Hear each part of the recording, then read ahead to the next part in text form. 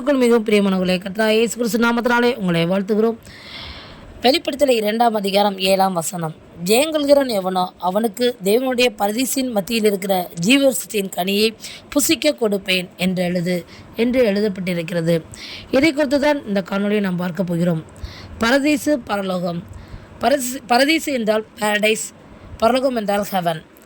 பரதீசில் ஆவிகள் இருக்கிடம் அல்லது ஆவிகள் இளைப்பாறு இடம் என்று அர்த்தம். பரலோகம், பரதீசு யாருக்கு கிடைக்கும்? இந்த காணொலியில் இது குறித்தான முழுமையான விளக்கங்களை நம் பிரதர் MD ஜெகன் அவர்கள் பேசியிருக்கிறார்கள். பாருங்கள், கேளுங்கள். அது உங்களுக்கு ஒரு பெரிய தெளிவை கொடுக்கும். நல்ல தகப்பனே, சர்வ வல்லமை உள்ள எங்கள் ஆண்டவரே, தருமையான நேரத்திற்காக ஸ்தோத்திரம். கிருபையுள்ள கரத்தில் எங்களை தாழ்த்துகிறோம்.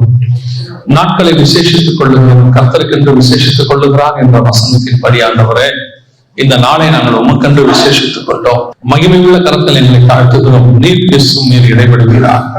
எங்கள் ஆண்டவர் இயேசுவின் நாமத்தில் பிதாவே, அல்லேலூயா.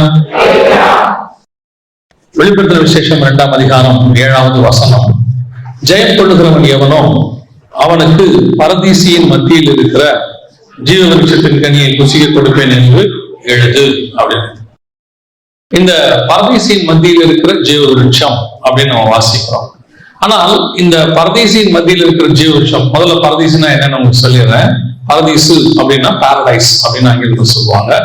பரதீசு வேற, பரலோகம் வேற. பரலோகம்னா ஹெவன், பரதீசுனா பாரடைஸ். பரலோகம் என்பது நம் தேவன் இருக்கிற இடம், அவருடைய ஆளுகை செய்யப்படுகிற இடம். பரதீசு என்பது அவருடைய ஆளுகைக்கு உட்பட்ட இடம்.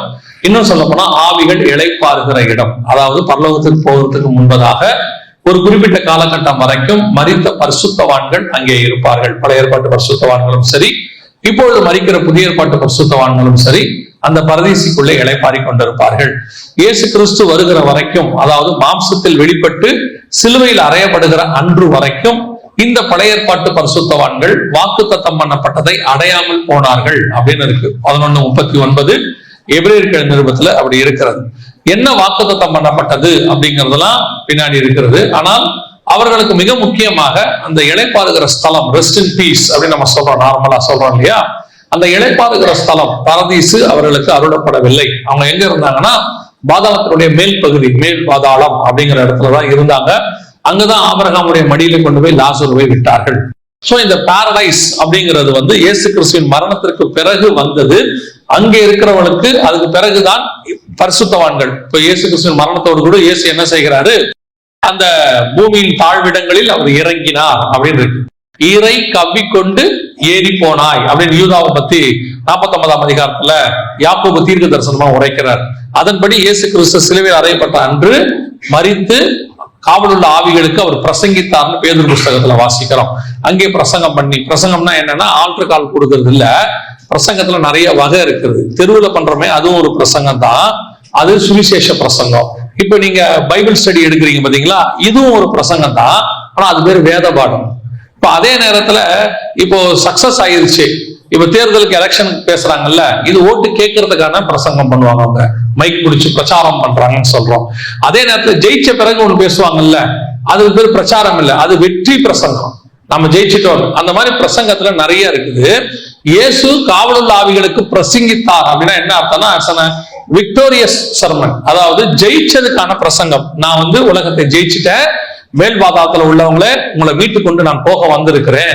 தாழ்ந்த பாதாளத்தில் உள்ளவர்களே, இந்த காலத்துக்காக தான் உங்களை நாங்க அன்னைக்கு கீழ்ப்படிய சொன்னோம், நீங்க கீழ்ப்படியாததுனால இப்ப உங்களை நீங்க பாருங்க இவங்களோட பங்கடைய முடியல அப்படிங்கக்கூடியதான ஒரு பிரசங்கம் அது. அதனாலதான் காவலர் உள்ள ஆவிகளுக்கு அவர் பிரசங்கித்தார் அப்படின்னு இருக்கிறது. சோ அவர் அந்த மேல் பாதாளத்தில் உள்ளவங்க எல்லாம் எடுத்துக்கிட்டு பாரடைஸ்க்கு போயிட்டார். இப்போ அவங்க எல்லாமே பாரடைஸ், பரதீசிக்குள்ள இருக்கிறார்கள். இப்ப நம்ம என்ன பார்க்க போறோம் அப்படின்னா, சபைக்கு வந்துட்டோம். இப்ப நம்ம எல்லாருடைய நம்பிக்கை என்ன அப்படின்னு கேட்டீங்கன்னா, கிறிஸ்தவங்களாகி சர்ச்சுக்குள்ள மெம்பர் ஆகி பணம் கட்டிட்டோம், சந்தா கட்டிட்டோம், அல்லது தொடர்ந்து இங்க வரோம்னா கண்டிப்பா பரலோகத்துக்கு போயிடுவோம்னு ஒரு கன்ஃபர்மேஷன் இருக்குல்ல. அப்படி ஒரு கன்ஃபர்மேஷன் சபைக்கு வரதுனால மட்டும் கிடைக்காது. சோ நாங்க கண்டிப்பா பரலோகத்துல எங்களுக்கு ஆண்டவர் என்ன செஞ்சிருவாரு, இடம் கொடுத்துருவாரு அப்படின்னா இல்ல. இந்த வசனம் என்ன சொல்லுது, சபைக்கு வந்தவங்களை பார்த்து ஆண்டவர் சொல்றாரு. எபேசு சபைக்கு வந்தவங்களை பார்த்து ஆண்டவர் சொல்றாரு, ஜெயம் கொள்ளுகிறவன் எவனோ அப்படின்றாரு. அப்படின்னா என்ன அர்த்தம், சபையில் இருக்கிற எவனோ அப்படின்னு சொல்லல, சபையில இருந்து ஜெயம் கொள்ளுகிறவன் எவனோ. சபைக்கு வந்தவங்க எல்லாம் பரதீசிக்கு போவாங்க நாங்க சொல்லல. சபைக்கு வந்தவர்களில் ஜெயம் கொள்ளுகிறவன் எவனோ அப்படின்னு.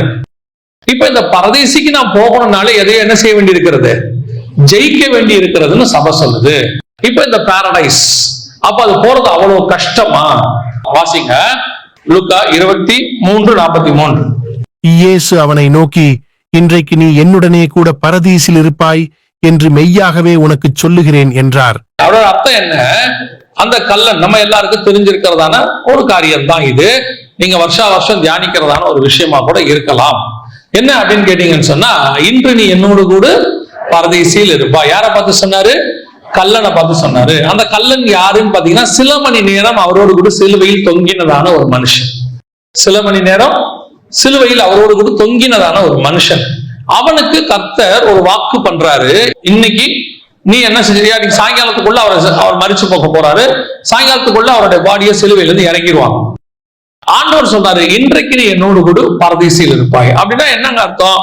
பரதீசிக்கு போறது அவ்வளவு ஈஸியா? ஏன்னா இந்த கல்லன் வாழ்நாள் முழுக்க என்னவா இருந்திருக்கிறான்? கள்ளனாக தான் இருந்திருக்கிறார். இன்னும் சொல்ல போனா அவன் ரட்சிக்கப்பட்டு சிலுவைக்கு வரவே இல்லை. சிலுவைக்கு வரும்போதும் அவன் கள்ளனாக தான் இருந்தான், தேவனை தூஷிக்கிறவனாக இருந்தான். வாசிங்க மத்தேயு சுவிசேஷம் 27:44 வாசிங்க. அவரோடே கூட சிலுவைகளில் அறையப்பட்ட கள்ளரும் அந்தப்படியே அவரை நிந்தித்தார்கள். அந்தப்படியே அவரை நிந்தித்தானா நிந்தித்தார்களா? நிந்தித்தார்கள். 2 பேர் இருந்தாங்கன்னு இருக்குது. யோவான்ல இடதுபுறமும் வலதுபுறமாக இருந்தாங்க, நடுவில் இயேசு தொங்கினார் அப்படின்னு இருக்கிறது. அப்படி இருக்கும் பொழுது அந்த சிலுவைக்கு கபாலஸ்தலத்துக்கு அவர்கள் வரும் பொழுது நீங்க பாத்தீங்கன்னா 2 பேரும் தான் அவரை நிந்தித்தார்கள். இந்த கள்ளன் ஏற்கனவே சுவிசேஷம் கேட்டவன் அல்ல, ஏற்கனவே ரட்சிக்கப்பட்டவன் அல்ல, அல்லது இயேசு கிறிஸ்துவை ஃபாலோ பண்ண சீஷன் அல்ல, அல்லது இயேசு கிறிஸ்துவ பத்தி கேள்விப்பட்டு மனம் திரும்பி வந்ததான கள்ளன் அல்ல. வரும்பொழுது வசனம் தெளிவா சொல்லுது, சிலுவையில் அவரோடு கூட இருந்த கள்ளர்களும் அவரை அந்தப்படியே நிந்தித்தார்கள் அப்படின்னு. சோ அப்ப அவன் அங்க வந்துதான் ஒரு டிரான்ஸ்பர்மேஷன் ஆயிருக்கு, அங்க வந்துதான் ஒரு மாற்றம் நடந்திருக்கு. சில மணி நேரங்கள், அந்த மாற்றம் எவ்வளவு நேரத்துக்குள்ள வந்திருக்குது? சில மணி நேரத்திற்குள் வந்திருக்கிறது. அதே நேரத்தில் இந்த பரதேசிக்கு போறதை பத்தி பைபிள் சொல்லுச்சு, நம்ம வாசிச்சோம். வெளிப்படுத்தல் 2:7 என்ன சொல்லுச்சு? ஜெயம் கொள்ளுகிறவன் எவனோ அவனுக்கு பரதீசியின் மத்தியில். அப்படின்னா என்ன அர்த்தம்? ஜெயம் பெற்றாதான் பரதீசிக்கே போக முடியும். சபையை பார்த்து சொல்றாரு. அப்ப பரதீசிக்குள்ள போகிறது ரொம்ப கஷ்டமா ஈஸியா? பாரடைஸ்குள்ள போகிறது கஷ்டமா ஈஸியான்னு பார்த்தா, கல்லன்கிட்ட சொல்லும் போது சில மணி நேரத்துக்குள்ளேயே உள்ள போகிற மாதிரி இருக்குது, ரொம்ப ஈஸியா போன மாதிரி இருக்கு. ஆனால் சபை கிட்ட சொல்லும் போது நீ ஜெயம் பெற்றாதான் போக முடியும், அது கஷ்டமாக தெரிகிறது. இன்னும் ஒரு வசனத்தை நீங்கள் வாசிங்கள். 2 கொரிந்தியர் 12:2-3 வசனங்களை வாசிங்க. கிறிஸ்துவுக்குள்ளான ஒரு மனுஷனை அறிவேன், அவன் 14 வருஷத்திற்கு முன்னே 3ஆம் வானம் வரைக்கும் எடுக்கப்பட்டான். அவன் சரீரத்தில் இருந்தானோ சரீரத்திற்கு புறம்பே இருந்தானோ அதை அறியேன், தேவன் அறிவார். அந்த மனுஷன் பரதீசுக்குள் எடுக்கப்பட்டு மனுஷர் பேசப்படாததும் வாக்கு கெட்டாததுமாகிய வார்த்தைகளை கேட்டான் என்று அறிந்திருக்கிறேன். இது எழுதுறது யாருன்னா பவுல் எழுதுறார். இது யாரை பத்தினா அவரை பத்தி தான் இருக்கும் என்று அதிகமாக நம்பப்படுகிறது. அடுத்த வசனம் வாசிங்க. அவன் சரீரத்தில் இருந்தானோ சரீரத்திற்கு புறம்பே இருந்தானோ அதை அறியேன், தேவன் அறிவார். இப்படிப்பட்டவனை குறித்து மேன்மை பாராட்டுவேன், ஆனாலும் என்னை குறித்து என் பலவீனங்களிலேயன்றி வேறொன்றிலும் மேன்மை பாராட்ட மாட்டேன். யாரை பத்தி எழுதுறாருங்கிறது ஒரு அன்னோனா இருக்கு, ஒரு தேர்ட் பர்சனை பத்தி எழுதுற மாதிரி இருக்குது. அதே நேரத்துல அவரை பத்தி எழுதுற மாதிரியும் இருக்கு. ஏன்னா அது டீடைலா எழுதுறாரு. சரீரத்தில் இருந்தானோ அல்லது ஆவியில் இருந்தானோ அறிவேன், சரீரத்துக்கு புறம்பே இருந்தானோ அறிவேன், மனுஷர் பாஷையோ தேவ தூதர் பாஷையோ அறியேன், இப்படிப்பட்டவனை குறித்து நான் மேன்மை பாராட்டுவேன். ஆனால் என்னை குறித்தோ அப்படின்ட்டு எழுதுறதுனால மேபி இன்னொரு ஆளு, மேபி அவரா கூட இருக்கலாம் அப்படி என்று கருதப்படுகிறது. அப்படி இருக்கும் பொழுது அந்த மனுஷனை குறித்து எழுதும் போது பயங்கர ஸ்லாக்கித்து எழுதுறாரு பாரடைஸ்க்கு போனதை பத்தி. அவன் இப்படிப்பட்டவனை குறித்து நான் மேன்மை பாராட்டுவேன் அப்படின்னு சொல்றார். அதே நேரத்தில் அவரை பத்தி சொல்லும் போது பலவீனங்களை குறித்து தான் சொல்லுவேன் அப்படிங்கிறார். அப்ப அந்த பாரடைஸ், பரதீஸ் போகிறது, நான் சொல்றது பாரடைஸ், திருப்பியும் சொல்றேன், பரதீசை குறித்து சொல்லுகிறேன். இது போகிறது லகு மாதிரி தெரியல, ஈஸியா தெரியல. இப்ப இங்க பேசுறது எதை பத்தி? நம்ம பேசுறது எதை பத்தி? பரதீசியை பத்தி, பாரடைஸை குறித்து. இது மூன்றாவது வானம். இவங்க எல்லாம் போயிட்டு வர்றது முதலாவது வானம். இவங்க சொல்ற பரலோகம்ன்றது அது எத்தனை வானம்? முதலாம் வானம், தேவன் இருக்கிற இடம். இது பாரடைஸ், ஆவிகள் இளைப்பாற இடம், மூணாவது வானம். மூணாவது வானத்துக்கு போறதுக்கே இவ்வளவு பாடுங்கிறார் அவரு, அவ்வளவு கஷ்டம் அப்படிங்கிறாரு. அதே நேரத்துல மூன்றாவது வானத்துக்கு கல்லனை பார்த்து இயேசு ரொம்ப ஷார்ட் டைம்ல சொல்லிட்டாரு, இன்று நீ என்னோடு கூட பரதீசியில் இருப்பாய். அப்போ எது ஈஸி? பாரடைஸ்க்கு போறது ஈஸியா கஷ்டமா? எப்படி கல்லனுக்கு இந்த வாய்ப்பு கிடைக்குது? ஏன்னா நம்மில் அநேகர் இயேசு கிறிஸ்துவை விட கல்லனை அதிகமாய் பார்க்கிறவங்க இருக்கிறாங்க இல்லையா?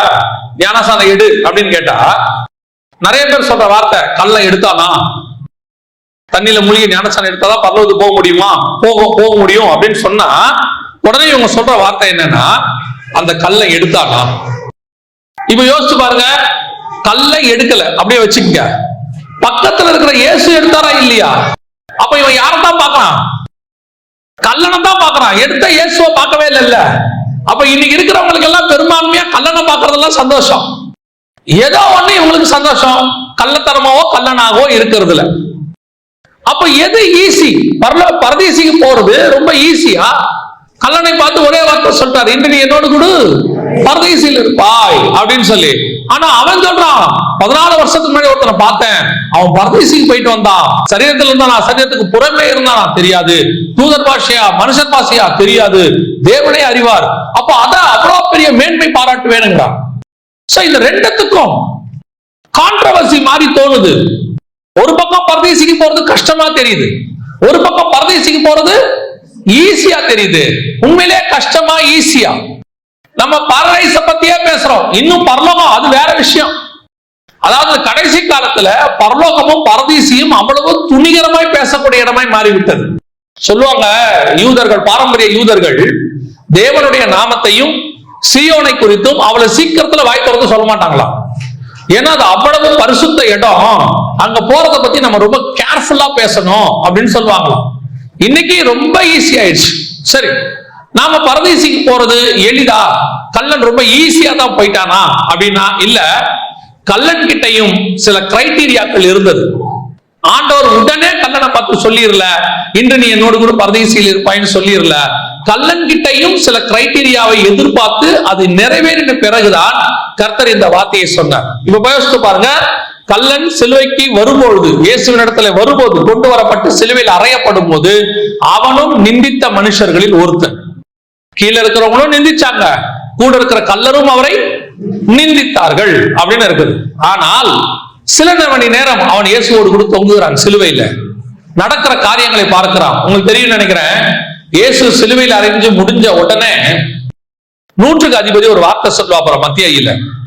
100க்கு அதிபதியும் அவனோடைய கூட இயேசுவை காவல் காத்திருந்தவர்களும் பூமி அதிர்ச்சியையும் சம்பவித்த காரியங்களையும் கண்டு மிகவும் பயந்து மெய்யாகவே இவர் தேவனுடைய குமாரன் என்றார்கள்.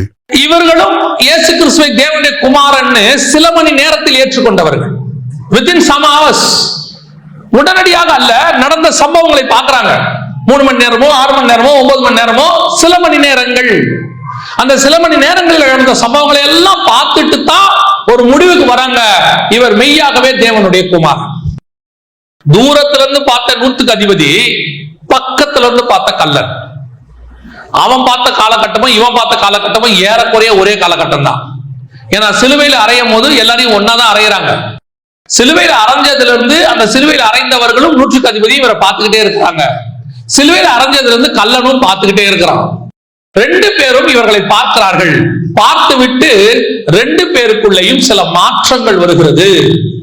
அந்த மாற்றத்துல என்ன ஃபர்ஸ்ட் நடந்துச்சு வாசிங்க. லூக்கா எழுதின சுவிசேஷம் 23ஆம் அதிகாரம் 40வது வசனத்தை வாசிங்க. மற்றவன் அவனை நோக்கி, ஒரு கல்ல 2 பேரும் திட்டிக்கிட்டே இருந்தாங்க. இந்த நடந்த சம்பவங்களை எல்லாம் பார்த்துக்கிட்டே இருக்காங்க. 100க்கு அதிபதி, சிலுவையில் அறைந்தவங்க, கல்லன் எல்லாம் பார்க்கிறான்.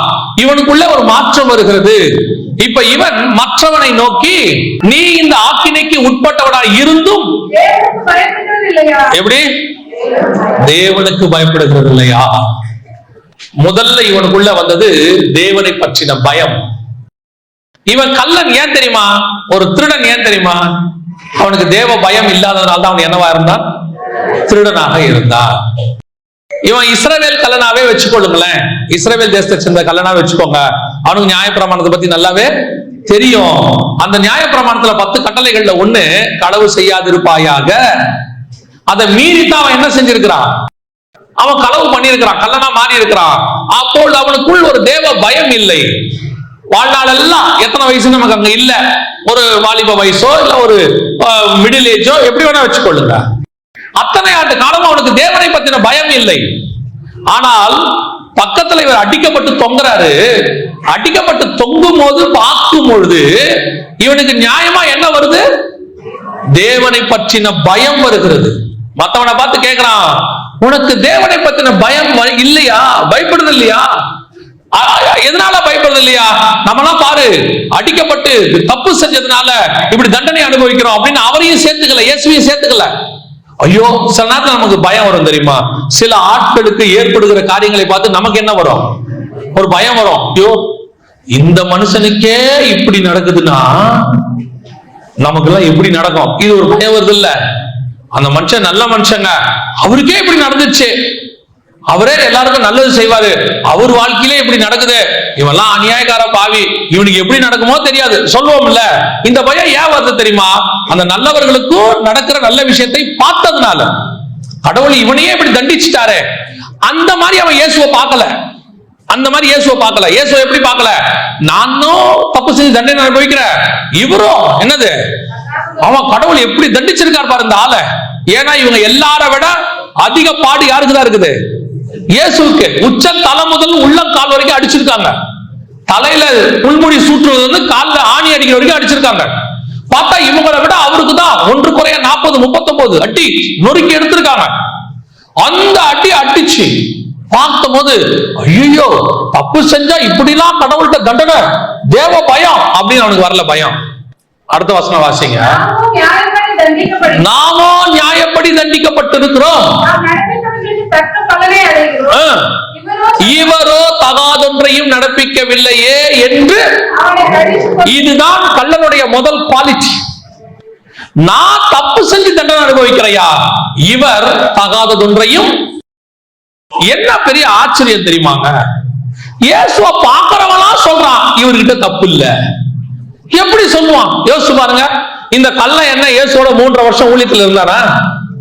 கூடவே இருந்தானா? ஃபாலோ பண்ணிக்கிட்டே வந்தானா?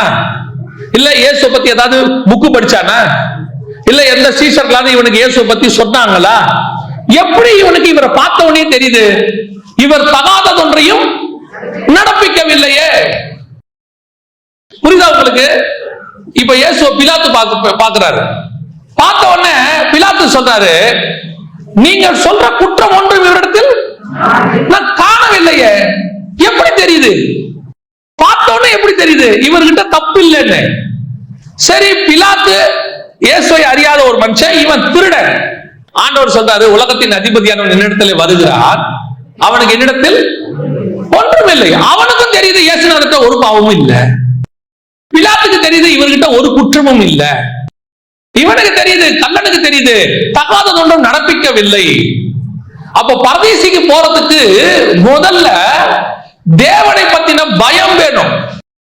அவன் ஏன் பயந்தான் தெரியுமா? கள்ளன், ஐயோ கடவுளுக்கு விரோதமா செஞ்சோம்னா இவர் தொங்குறாரு பாரு, இவரை மாதிரிதான் உத வாங்கணும், அப்படி பைபிள்ல தேவ பயம் அவனுக்கு வரல. அவனுக்கு என்ன பயம் வந்துச்சு தெரியுமா? தொங்கிட்டு இருக்கிறவரே தேவன், நான் திருட, இவர் தேவன். அவரை பார்க்கும் போதே தோணுது, நான் தப்பு செஞ்சு இப்படி வந்திருக்கிறேன், இவர்கிட்ட ஒரு குற்றமும் இல்லை.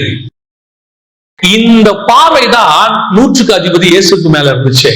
அவன் பார்க்கிறான், இவங்க 2 பேருடைய அந்த சிலுவையுடைய பாடுகளுக்கும் நடுவுல தொங்குறவருடைய சிலுவையின் பாடுகளுக்கும் என்ன இருக்குது? வித்தியாசம் இருக்கிறது.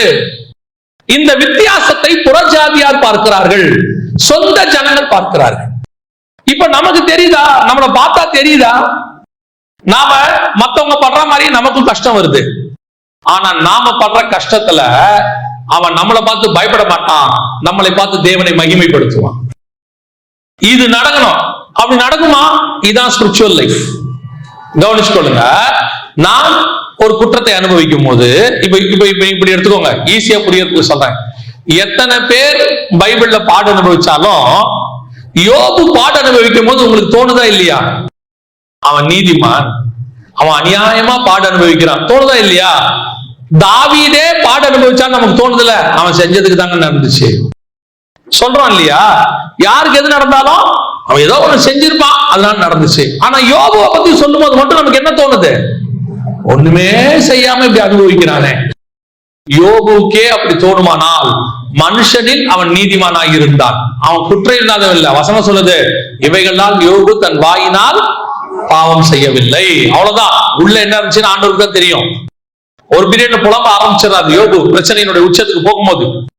ஆனால் அவரை பார்த்தாலே ஐயோ அநியாயமா இப்படி கஷ்டப்படுறாரே நமக்கு தோணுது. ஆனா இயேசுவை பார்த்தா அத்தனை பேருக்கும் தோணுது, இவர் பாவம் செய்து தொங்குறவர் அல்ல, இவர் தேவனாக தொங்கிக் கொண்டிருக்கிறார். இந்த வெளிப்பாடு அவனுக்கு வருது பாருங்க. இதுதான் கள்ளன் பரதேசிக்கு போறதுக்கு ஃபர்ஸ்ட். உங்களுக்கும் எனக்கும் பரலோகத்துக்கு போகணும்னா, பரதேசிக்கு போகணும்னா முதல்ல என்ன தெரியுமா ஆண்டவர் செஞ்சாரு? எனக்காக இயேசு சிலுவையில் அறையப்பட்டார் அப்படிங்கறதான எண்ணம் வந்துச்சு. எனக்காக இயேசு என்ன செய்யப்பட்டார்? சிலுவையில் அறையப்பட்டார் அப்படிங்கறதான ஒரு எண்ணம் வந்துச்சு. இன்னைக்கு நாம பரதேசிக்கு போறதுக்கு அதான் பேசிக் குவாலிஃபிகேஷன். கள்ளன் பரதேசிக்கு போனா நானும் போகணும். இப்ப நீங்க மரிச்சீங்கன்னா பரதேசிக்கு தான் போவீங்க, பரலோகத்துக்கு போக மாட்டீங்க. ஆஸ் பர் வசனம் வரும்போதுதான் எல்லாரும் மொத்தமா ஒன்னா உள்ள போவோம் பரலோகத்துக்கு. அது வரைக்கும் ஆவிகள் இளைப்பாடுற இடத்துல இளைப்பாறுவோம். அப்படி அந்த இளைப்பாடுற இடத்துக்கு நீங்க போகணும்னா முதல்ல உங்களுக்கு இருக்க வேண்டியதான சுபாவம் என்ன தெரியுமா? நான் அனுபவிக்கிற பாடுக்கு காரணம் நானு, ஆனா கிறிஸ்து எனக்காக பாடு அனுபவித்தார். இன்னைக்கு நமக்கு இந்த வேர்ட் ரொம்ப ஈஸியா போயிடுச்சு. வருஷா வருஷம் இந்த செய்தி எல்லாம் கேட்டு கேட்டு உங்களுக்காக இயேசு சிலுவையில் அறையப்பட்டா அப்படின்னு சிலுவையில் அறையப்பட்டார் கேஷுவல் ஆயிடுச்சு. ஆனா அந்த கல்லனுக்கு அது கேஷுவல் இல்ல. அவன் பாக்குறான், ஒரு தேவன் தொங்குறாரியா சிலுவையில. இப்ப நம்ம இயேசு கிறிஸ்து தொங்குறார் தேவன் தொங்குறாருன்னு சொல்றோமே ஒழிய அவனுக்குள்ள இருந்த உணர்வு உங்களுக்கு இருக்குதா? வந்து உட்கார்ந்து இருக்கிறோம், இயேசு என் பாவத்தை மன்னிச்சிட்டார், உண்மை, எந்த மாற்று கருத்தும் இல்லை.